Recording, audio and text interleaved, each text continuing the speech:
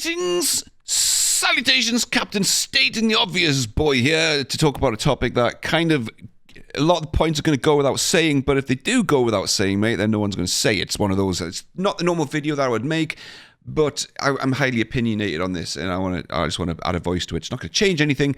Nothing's going to deter from its trajectory from this, but it's just I want to show you where things are at right now with a very concerning technology. So I'll do deepfakes, mate.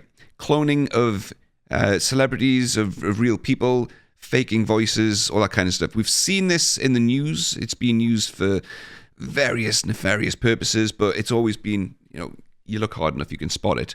We're getting to a point now where that's not going to be the case. Right, videos like this tend to attract people that don't really know who the creator is, that gets thrown out into the wider sphere. So my name's Neil Cross. I'm a Autodesk software expert, let's just say. I specialize in 3D CAD modeling, but I'm a huge technology advocate. I'm partnered with Intel. I've done various launches with those guys on stage. Last year in Vision, for example, launching the new hybrid architecture for mobile workstations. Partnered with Dell. I'm a huge VR advocate since day one of it being commercialized. I now own 6 VR headsets. What I'm trying to say, mate, is I am not a boomer who's terrified of technology and change. In fact, my previous job was a digital transformation principal only last year, which I was doing, which was to bring in bleeding edge tech to improve companies' workflows, which would have ultimately resulted in job losses and redundancies and whatever else as the company brings in technology.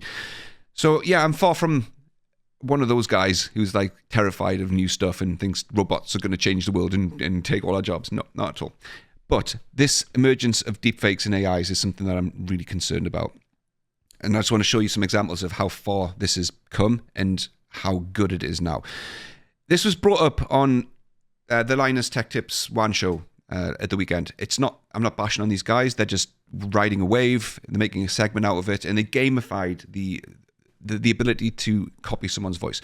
So the game was the producer plays a clip of Linus talking. And these two, Linus and Luke, Linus is on the left, Luke's on the right, have to guess whether or not the clip is actually Linus saying the words from a video they've made in the past, or if it's somebody, a viewer of the channel, has made a synthesized copy of Linus's voice, and it's a fake clip. That was the game. So, long story short, they did get them all right, but because the technology is not perfect, but it will be. Linus at times was really confused. Like, for example, hold on. Daddy's going on a dangerous mission to shoot his employees. That voice there, Daddy's going on a dangerous mission to shoot his employees. You can tell by Linus's face, he's not sure. Okay, I don't remember ever saying that. Unless Daddy's going on a dangerous mission to shoot his employees. Did say that. Again, cutting a long story short, the words that were said in a previous video that he made, but somebody had synthesized a fake version of him saying something he'd already said. So that was a fake voice. But because Linus ultimately remembered saying it, he wasn't sure. If Linus isn't sure if it's his own voice, that's where we're at. Now, Luke on the right-hand side, he could tell because he's heard Linus in headphones a lot more than Linus has heard Linus in headphones. But your voice changes depending on the microphone you've got, whether you've got a lapel mic, shotgun mic, condenser mic, a SM7B or a Procaster, whatever. Your voice will subtly change depending on the environment you're in, the microphone you've got. So you can't be sure whether it's you just because the tone's slightly different. It changes through equalizer. It depends who the editor is, right? So Linus is sat there going, I don't know if that's me. Now, what's brought this to my kind of attention and made it even more scary is this clip here. And it highlights a bigger issue. This is Zach /Asmongold. He's one of the world's biggest live streamers on Twitch. I've followed him for a long, long time. I've played World of Warcraft since 2004, since it first came out. I've followed this guy for a long time. This is the real streamer down here. He is watching himself in a fake video. This video is not real. Even though it's the same room, it's trained on his actual footage, but that's not actually him. And it's a fake voice. This guy on the right is a guy called Athene. He's also an old-time YouTuber / streamer. He's created this and has typed in words that he wants the fake Asmongold to say. Now, the context around this, Zach Asmongold is the CEO of a company called Starforged PCs. They're a new boutique computer builder, gaming computer builder. and he has got the fake CEO of that company to say this. Starforge PCs? Dude, why would I spend ridiculous amounts of money on a gaming computer when I can spend the same money on Dr. Pepper? Right. Now, if you've never seen the guy before, this is his real voice. This is him just in a regular video. I actually think the main reason why it's not going to take people this long is because everybody knows exactly what to do. Every strategy for Ulduar has... So Asmongold's got a very unique image. He's got a very unique voice. The inflections, the characteristics, personality, and tone of his voice are very distinct. That has been cloned absolutely borderline perfectly in this fake. This is the fake one. Like, I'm just not into that whole expensive gaming gear thing. But honestly, if you like it and have the means, more power to you. Why not? It's what you like, and I get it. I just don't care for it myself. It is what it is, y'all. Don't let anyone drag you down or call you a nerd because of it. Let's go big dick, boys. Real. Been min-maxed down to a T. And I can guarantee you, if you brought out Castle Nathria... It's not up for debate. The voice is absolutely perfect for the most part. The video is absolutely perfect for the most part. And he's managed to get the CEO of a small boutique computer builder to say, why would I bother? Why would I want to spend money on a gaming PC when I can just spend it on Dr. Pepper? He's able to do that.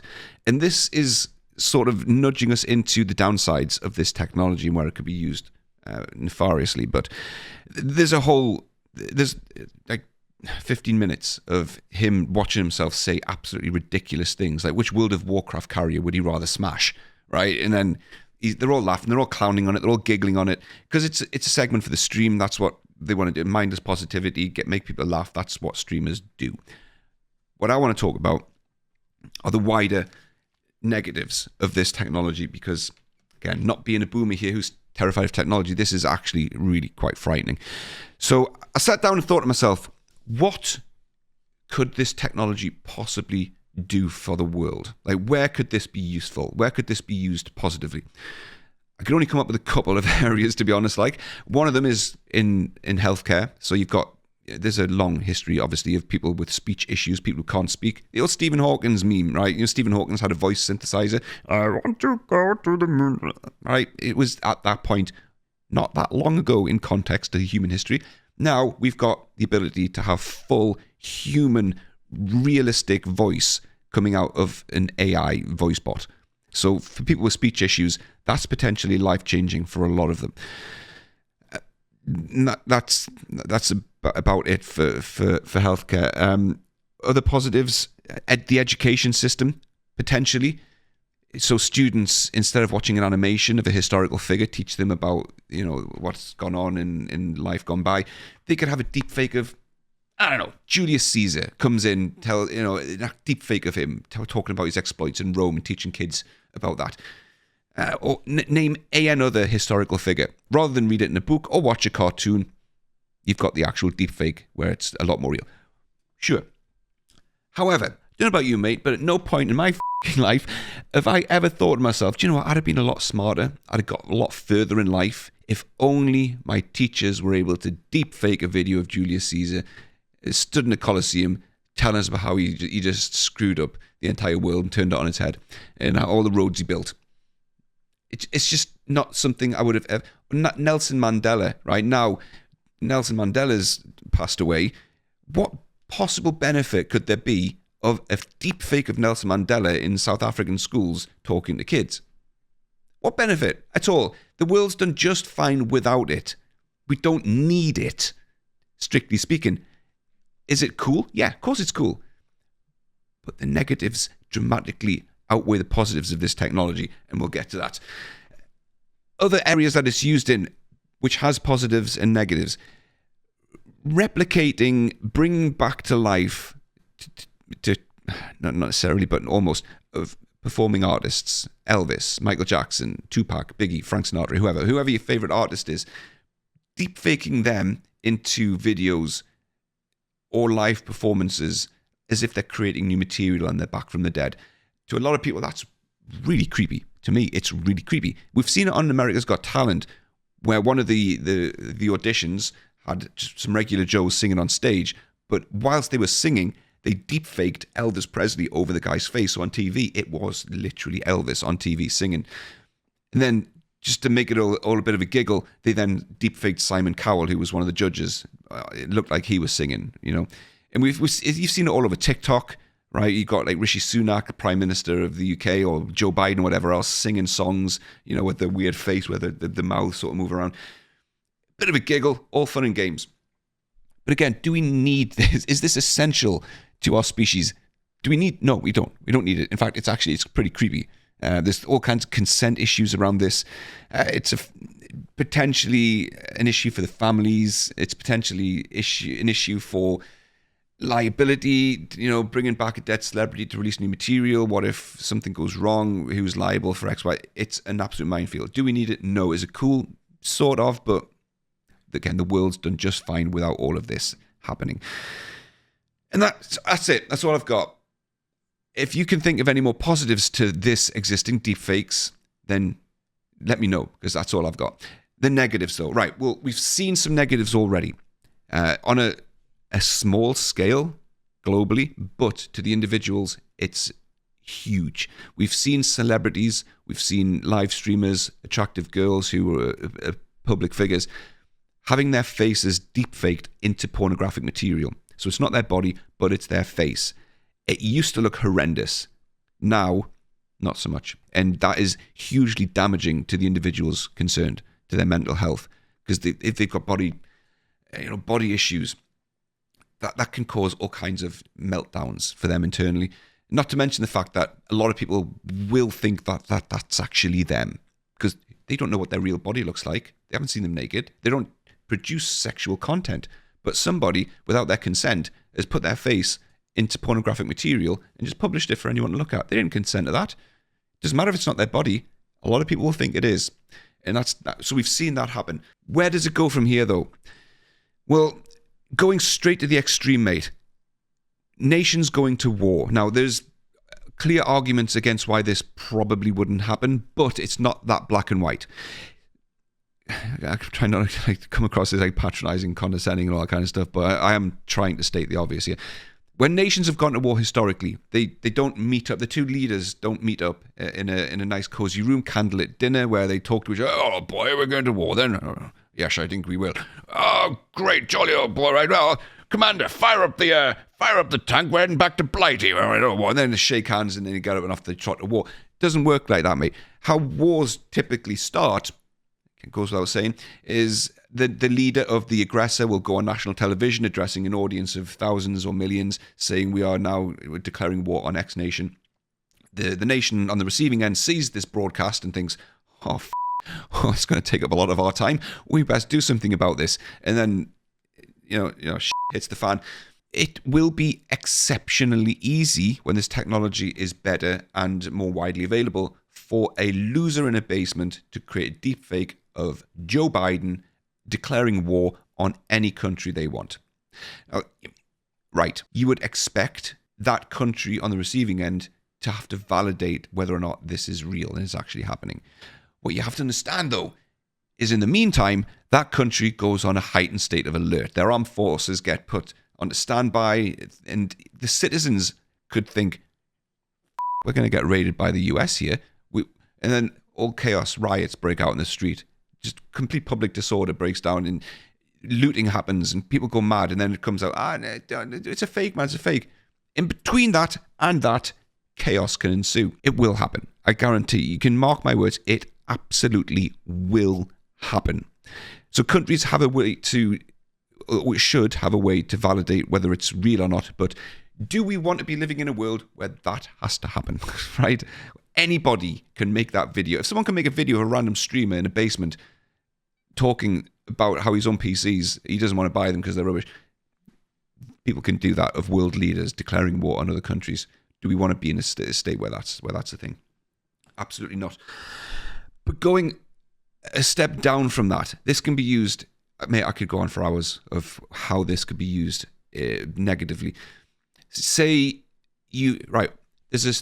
there's a court case that's about to happen. It's all alleged, but the evidence is overwhelming. There's a guy in Ireland called, the YouTube channel's called Vote Saxon 07. a Doctor Who toy reviewer, Stephen Morn or something like that he's called. In December 2022, it is alleged that he murdered his pregnant girlfriend on December the 18th, I think it was a Sunday night. Now, in order to try and craft an alibi, he allegedly published a live stream to his YouTube channel at the time he was committing the murder, allegedly. Now, it's quite obvious to anybody who's done live streaming before that wasn't actually a real live stream. But he's used technology to try and facilitate his crime, to cover up his murder. This is what I'm saying about if technology can be used for like people's personal gain at the detriment to others, it will be used. So he used the live stream to try and cover his tracks. But he still had to go around to his girlfriend's house, allegedly, and murder her, leaving potential DNA, leaving a trail. He was caught on CCTV cameras. He had to do that. Now, once this deepfake technology becomes more widely accessible, don't you think if somebody is of that mindset that I'm going to murder somebody, but I've got to go through a bunch of hard work of covering it up and hiding my tracks and being as careful as possible, if they could deepfake their way into having that person killed, do you not think they would do that? If they're of that mindset, they'd set, they're going to do it. They're missing something in their brains that tells them, no, you don't do this. No, but they're going to. If they could deepfake a phone call from a person that they trust, their best friend perhaps. So they deepfake their girlfriend's best friend, calling them up and saying to them, hey, I've just found out there's this great drink. If you mix something with something, it tastes amazing. In fact, it's going to kill you, really. But if they can deepfake their way into doing that, do you not think they would? And this can be used all through the process. It could be their parents calling them. It could be their best friend. It could be people in authority giving them fake phone calls, telling them to do things which would ultimately lead to significant harm or committing a crime or whatever. But let's just say this Stephen guy goes to court and he's now on murder charge. He's facing a life sentence. What if, before he goes to court, what if part of his planning and preparation was to deepfake the arresting officers, or once he's in court, he gets somebody else to deepfake the prosecutor, the prosecution team, or even the judge gets a deepfake made of those engaging in seriously dodgy activities with a minor, let's just say. You got the judge on Twitter as a deepfake doing things that really a judge shouldn't be doing, but it's fake.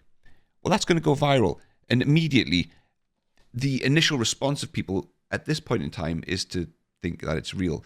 The case could go to a mistrial. The prosecutor, if it happens to the police, doubts will get raised about the legitimacy of the arrest or whatever else, and the credibility of the witnesses, the arresting officers, whatever.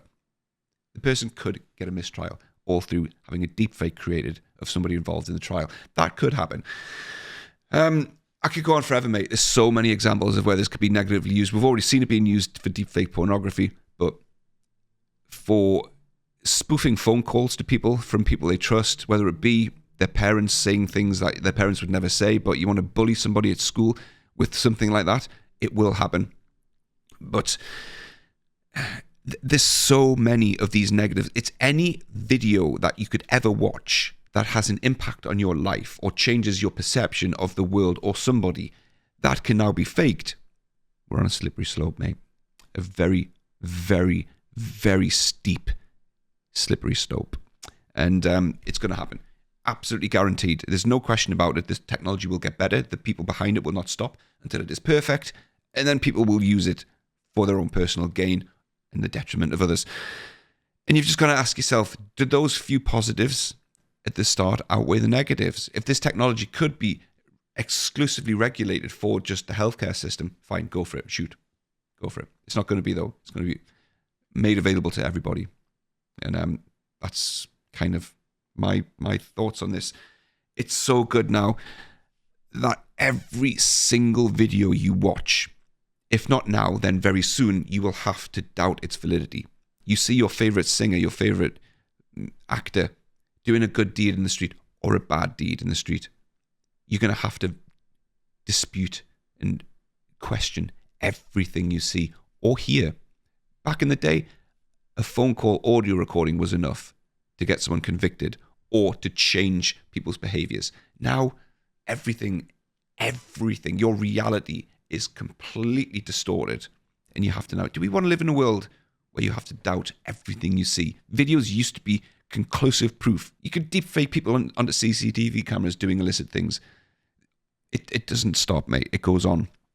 So, not so much a boomer scared of technology, just terrified of where this is heading, because there's not a lot of good that this can really do for society, but there's an awful lot of bad that will happen for society. Anyway, mate, that's probably about enough. Made my point. If you've got a different opinion, mate, shoot.